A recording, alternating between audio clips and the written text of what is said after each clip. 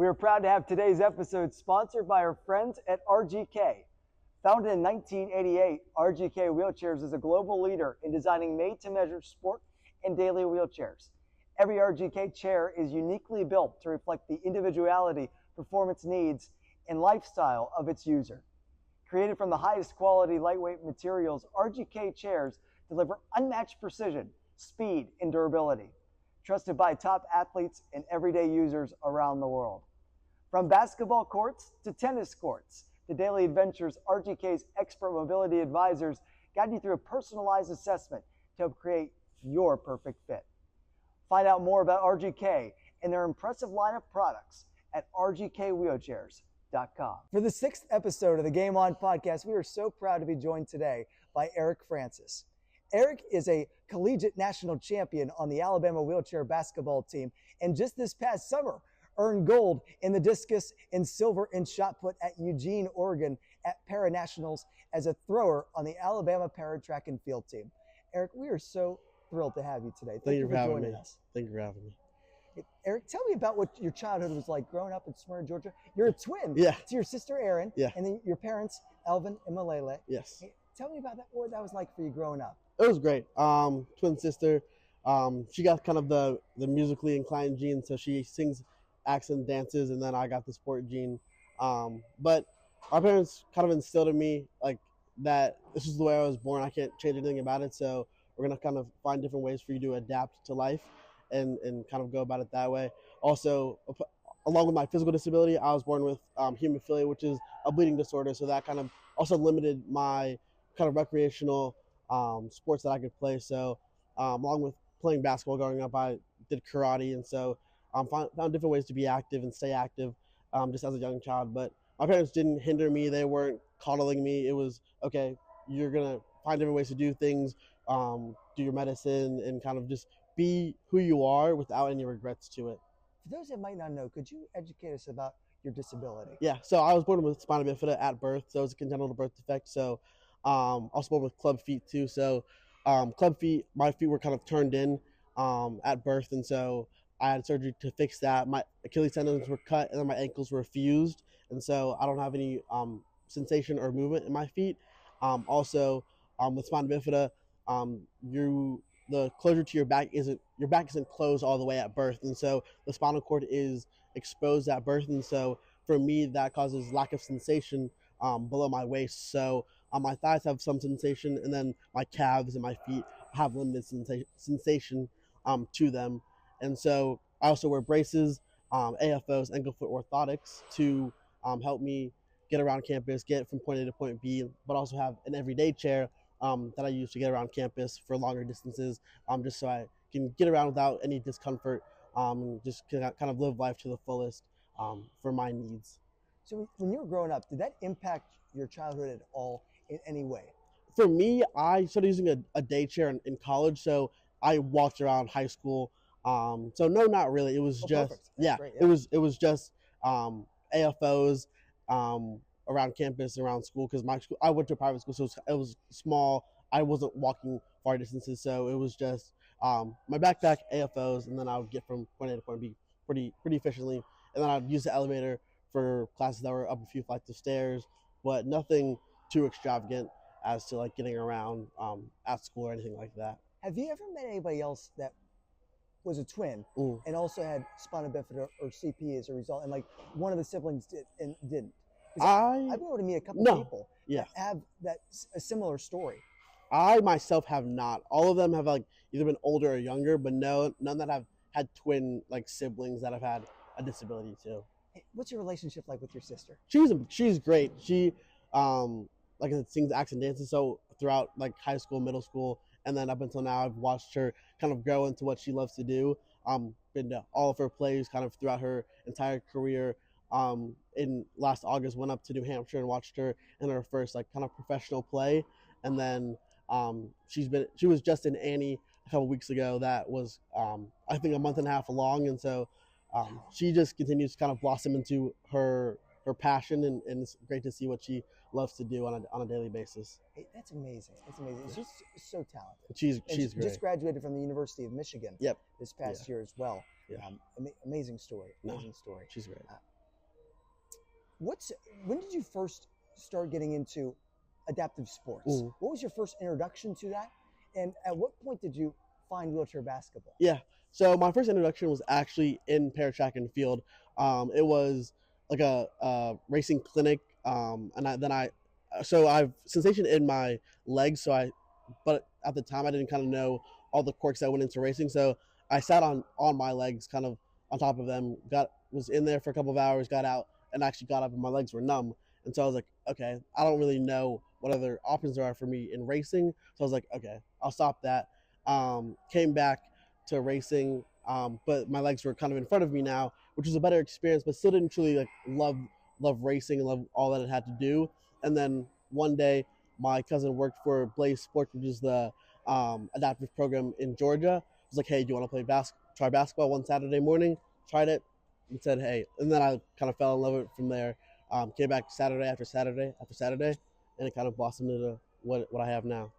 And then basketball became your thing. Yeah. For all through your grade school up into high school. Yeah. What were some of the experiences you look back on with wheelchair basketball during that time? Yeah. You say, wow, that was awesome. I think like junior nationals and kind of that experience of having a bunch of kids with disabilities playing basketball, the sport that we love, all together, and kind of being able to say hi to friends that were across the country or that were from up north, and just kind of that camaraderie of people that you see every once in a while, but then junior nationals being in one place and kind of saying hi to your friends and being together playing basketball there was just kind of one of the experiences that I will never forget. It was always in Kentucky, in Louisville, Kentucky, in a big convention center, and it was probably, I want to say, like 40 or 50 courts, and we would you would just go, you'd play your games, and you'd go watch your friends play, and then there'd be a big banquet like one night, and so you'd kind of dance and play, and just like, it was a great experience that I will remember for the rest of my life. Those banquets were one of your favorite parts, weren't they? Yeah. Just being able to see everybody. And when you have tournaments, I always felt that way growing up with the sports I played. I loved sled hockey. Yeah. I played sled hockey for 13 years. My favorite part was just being with my teammates, or friends from other teams, and just being able to have those team dinners. Exactly. That's the best part. Was it in Louisville? Was it at the fairgrounds, or was it at like the convention center? The downtown? convention center. Well, that's something. Yeah. That's something. I'm very familiar with Louisville in that area. That's a really cool thing. It was great. What did basketball teach you?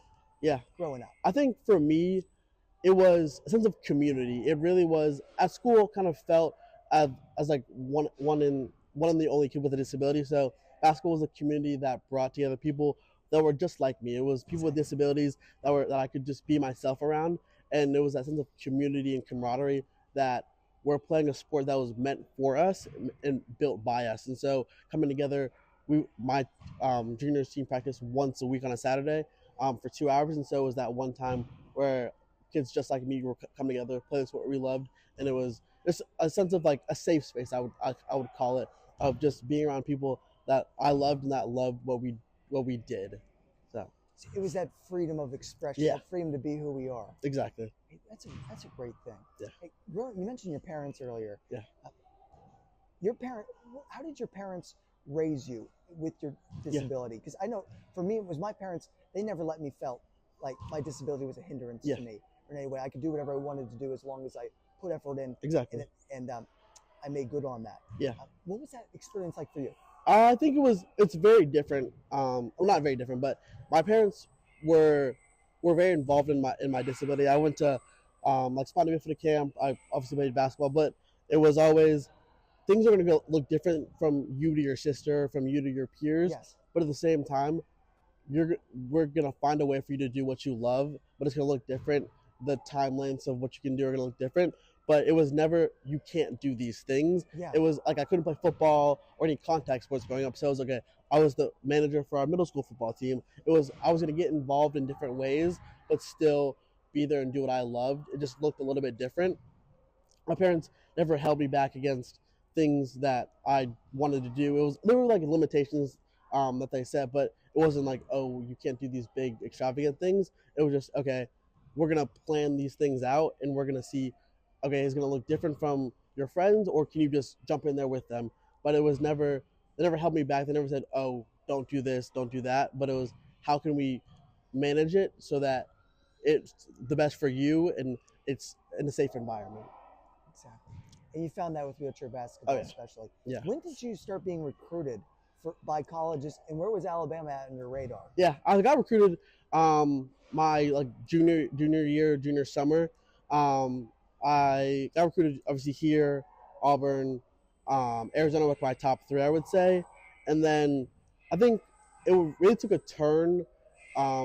My senior like fall was when I went on my visits, and so it was I kind of grew to love Alabama and love the atmosphere and environment here. Kind of just seeing, obviously we have our own facility and then we have our own staff that's catered to us as athletes, and so being the one and only place that has this, it felt like truly a family, but also that the people here were invested in not only the sport but the future of the athletes and what they wanted to do. And so it was something that I wanted to be involved with, and I knew that I would grow and prosper from an environment such as the one that I've come to be in at Alabama here. I'm going to take you a little bit to where we are now. Looking back on that, do you feel like that was answered? Oh yeah. I wouldn't change this for the world. I being here, it's when people say how is it at this university, how is it in this program? It's a small family. Like, I've played against these people my entire life, so it's coming into a bigger family with multiple teams and multiple staff members. But I love my experience here. Wouldn't change it for the world or to go anyplace else at all. That's great. Hey, you come in your freshman year. You play 20 games your freshman year. I mean, that's fantastic. Who does that in their freshman year, playing 20 games? How important was that early foundation for you in terms of being able to build upon the success you've had since? Yeah, I think just the early start and kind of being a sponge that soaks up like what coaches were saying was what got me involved early. I kind of carved out a role or what I perceived was a role for myself, and so when I knew what I liked to do, and what I knew I did well, it was okay. Coaches were confident in me and to put me in games and put me in situations where they knew I was going to be able to thrive. And so being able to kind of find that role and find that mindset of, okay, I can be a Swiss Army knife, but at the same time, I need to be able to do certain things well to put me on the floor so that I can perform well and do well for my team. It just got me involved early in a way that has kind of blossomed me into kind of the athlete that I am today. I've kind of grown my what I call my bag of like things that I can do as the team has evolved and as people have graduated. But that has been, I know that I play defense well.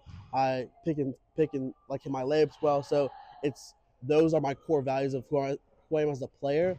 But those things have evolved to me kind of getting an outside shot or being a quick guy on the team. It kind of just been something that I've blossomed and grown to as a player. How long did it take you to realize those strengths and be able to focus on those while also trying to improve the things maybe you weren't as strong at? I think I knew I was good at defense since I was a freshman. I think just like going through and looking at what players we had then and then kind of the gaps that I needed to fill. And so it was like knowing my strengths and then talking to coach and be like, hey, what do you see here? Or where do you see I can develop here? And so just being able to kind of nurture my strengths as a player, but also knowing that the team needs more than just a one-faceted person. And so being able to kind of go out and grow what the team needs so that we can win games. And obviously, you're so close with your sister. What was it like being so far away from her that freshman year? I think it was definitely a change because we had similar friends or in the same friend group, but I think like it was tough in a sense of being away from her because college was the first time we were at totally different schools. We grew up going to the same school, we're in some of the same classes, and so it was definitely a learning curve for me and kind of getting outside my shell. But I think it was a good thing that we went our separate ways and kind of grew in our own facets of her going to Michigan and delving into her acting in theater, and then me coming here and pursuing my basketball career. And you found success early on. Your sophomore year was the national championship year. Yeah. Here, and then you were also an academic All-American that year as well. What made that team different? What brought it all together to culminate in a national Yeah, championship? I think everybody knew their role in that team, in that like starting five, and then the players that came in.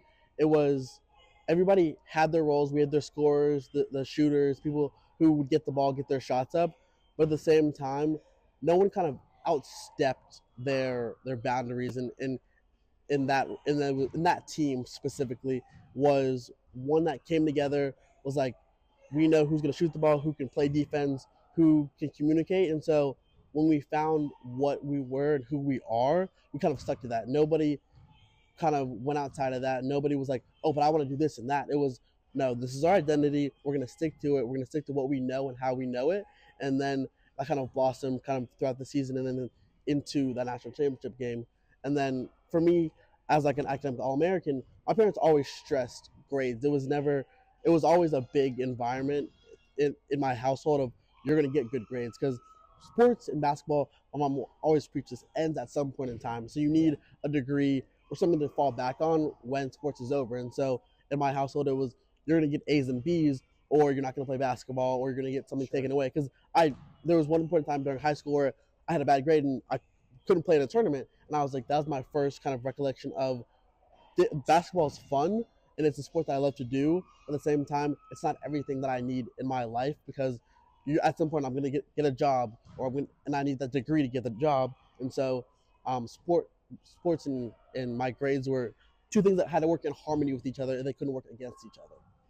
Hey, in life, just about everything is temporary, except our relationship that we have with Jesus and our Lord and Savior. Everything else is temporary. Yeah. Everything else. So I think that's wise words. Yeah. It's so good that we have this opportunity here to continue our collegiate careers and our careers in sports, and you're going to continue yours even after you graduate here in a couple months. But beyond that, we have to be ready for what's next. Yeah, and you're a marketing major. Yeah. And you're getting your master's right now here at UA. Tell us about that and where you see yourself with your major moving forward. I think for me, and kind of what I want to do, when people ask me, hey, what do you want to do with your marketing degree? I want to make adaptive sports more mainstream. I want to bring more eyes to our sports, because we're at the University of Alabama. We're at a high major D1 that has eyes on us all the time. We've been the front runner of all of our our varsity sports, and so why can't we be the leading edge to our adaptive sports? And so I think, in my eyes, if you don't know anybody with a disability that plays a sport, you don't know about the environment and the atmosphere that we bring. And so putting more eyes to our sports, basketball, track, tennis, is going to bring us the attention that we, in my eyes, I think we deserve, especially in this kind of day and age of NIL and like partnerships of athletes. I think the more that we get out there, the more eyes that will get to us, the more people will kind of see what we do, and that it's the same as any other varsity sport on campus. We practice 5 days a week. We lift 3 days a week. We get extra shots up every week. And so besides the way that we play our sport, there's nothing truly different about us. No. And so I want to see the growth of our sport into a realm in which this place is packed out every game we play, whether it's a Friday night or a Saturday midday game. And so I just want to be that front runner, that kind of intermediary between like a program like Alabama Adapted and say a Nike, or just anybody that can get eyes to our sport and get more people to see what we do and what we love to do. Do you see yourself staying in Alabama, or do you see yourself maybe going back home towards Atlanta? I think either or. I think I've enjoyed my time here in Alabama. If a job opens up and they're like, hey, we'd love for you to work in this position, I would stay here. But I would also go back home and see what opportunities pursue there, and where that could lead me to. Hey, you'll find the right opportunity, man. Yeah. I know you will. I know you will. Thank you. Hey, so in the last couple of years, I think it does not take long going to a practice of you guys or seeing a game to know that you're a leader on this team. Yeah. Where did that leadership come from in you, and who are some of the people you learned from since you've been here?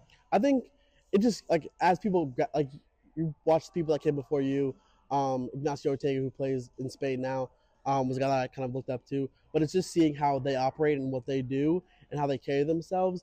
And then, when they graduate, it's kind of the older guys. It's like my turn to take over and kind of lead by example. I may not talk much in huddles or that type of thing, but I lead by example. I kind of keep like I'll bring a guy to the side and say, "Hey, what's up?" Or kind of that's kind of my leadership style. But for me, it's kind of looking at coaches and being like, "Hey, what do you see me doing? How do you see me leading?" Asking older guys how they lead or watching them and taking bits and pieces from everybody and kind of molding it into my own style so that I know I'm not kind of I know that I'm being myself in the way that I'm going to lead the younger guys and kind of teach them how we do things here in the environment that we want to foster at Alabama.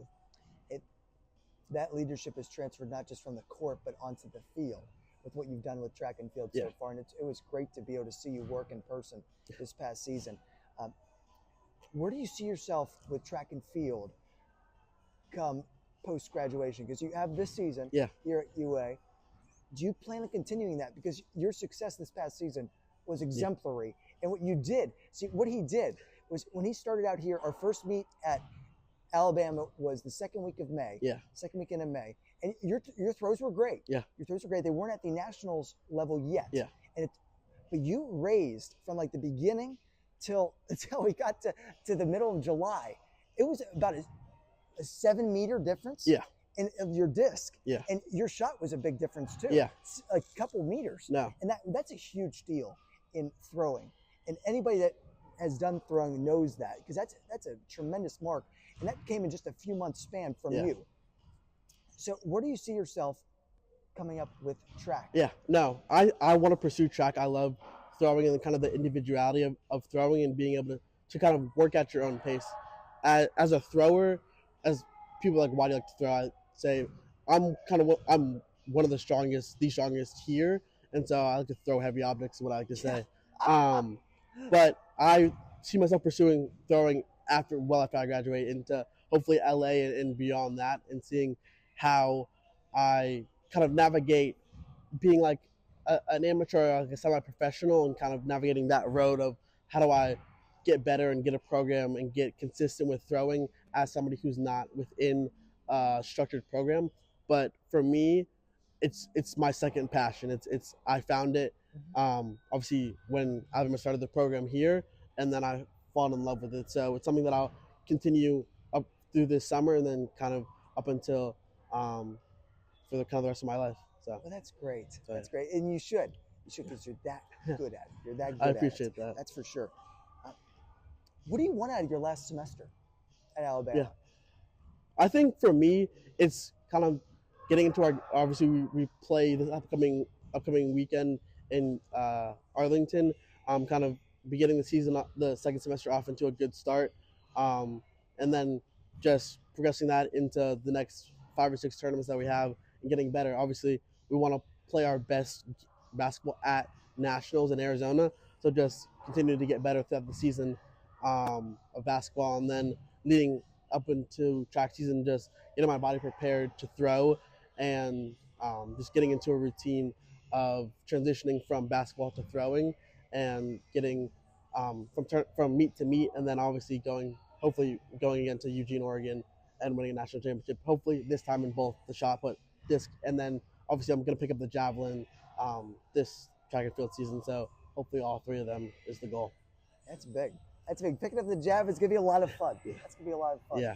And that thing's going to sail coming out of your hand. I tell you what. Yeah. That's going to be amazing. Looking back at your time at UA,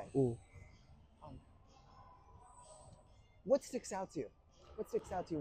What are some of the favorite memories? And what is being here meant to you? Yeah. I think this place has meant family. I think the biggest thing is like the family environment across teams, whether that's men's and women's basketball, track and field, tennis. It's one big family environment. Like, obviously we play our individual sports, but we hang out with each other on a regular basis. We're all friends. It's all friendly environment. And that's one of the best things that I think has come out of being here, is that I know that these people will be with me for the rest of my life, whether we play the same sport or a different sport. And I think also when I look at the events that have come within my time here, obviously winning a national championship in basketball, was one of the best ones that I can really think of.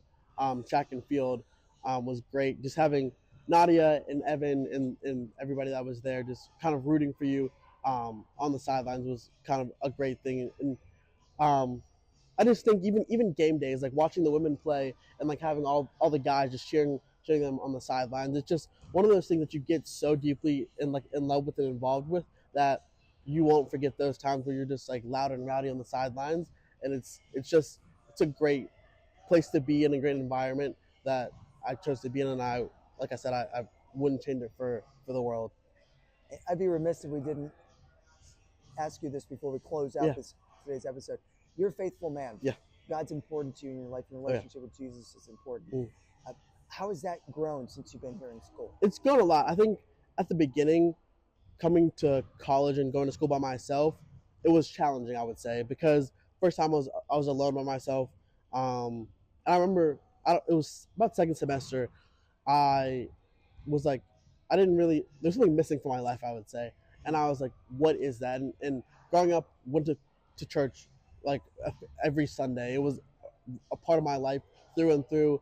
My dad was part of our Sunday school class. My grandfather was a deacon in the church. So anywhere I went, I was involved in church. And so coming to college and not going to church, I was like, what's missing? And so I was like, okay, I need to go back to church. And so going to my faith by myself has been one of the kind of the blessings in coming to college, and kind of going to FCA and kind of finding another family there of faith-filled athletes. Yes. It's just been great. Kind of with our strength and conditioning coach, Anthony, and then now Coach Ray, we pray before every game. And then for our meets too, we pray before every meet. And so it's just something that I hold dear to my heart and that I know will be there with me forever. And that I want to see not only go through with me, but also through my teammates and how I can kind of lead them to the Lord and kind of spread the gospel through teammates and kind of see that in them. So you live it. You live it. And I was privileged to be able to hear your testimony at FCA last year. Yeah. It was wonderful. I appreciate that. It was wonderful. It's so much of what you said today, but through it all, and we know this, God is above, beyond, and in everything we do. Yeah. Once we accept him into our hearts and Exactly. realize that Jesus suffered and died for our sins, and that he then rose again from the dead to save us. Exactly. He came to save us and redeem us. I mean, if you can accept that, no obstacle is too great, no mountain is too high. Because we have the Lord, our God, behind us. And with God, anything is possible. Yeah. Before you leave us today, Eric, and I'm so grateful for the time you spent with us, there could be somebody listening to this, I'm sure there is, that's going through a tough time in their life, that is going through some adversity in their life, and they might be alone, they might need some encouragement, some inspiration. What would you say to them in terms of advice for how they can overcome this period? I think for me, it's just knowing that in that tough time, find a community, find your faith, and find what you can stick to. That's going to kind of guide you through that tough time, because it's not going to last forever. I mean, it may feel like that in the moment, but at the same time, finding community, finding people that can support you the tough time, or finding a hobby or something that you can kind of get your mind, like you can use to get your mind off whatever you're going through, is going to be what's going to kind of carry you through that tough time, because that's just, you don't want to be thinking about it day in, day out. You want to find that outlet that's going to help you get through that tough time, whether it's music, a sport, or anything that can kind of, you can grasp to. It's gonna lead you to a better time. So it's perfect. And know that you're never alone. You're never ever alone. God is right here in your heart. All you need to do is just open the door for him, and he's there. He's there. Eric, thank you so much for your time today. Thanks for inviting me. I really appreciate you, my friend. Appreciate it. And have a great rest of your time here at ULA. And thank you for joining Game On. Thank you so much. I appreciate it. And we'll see you next time on Game On.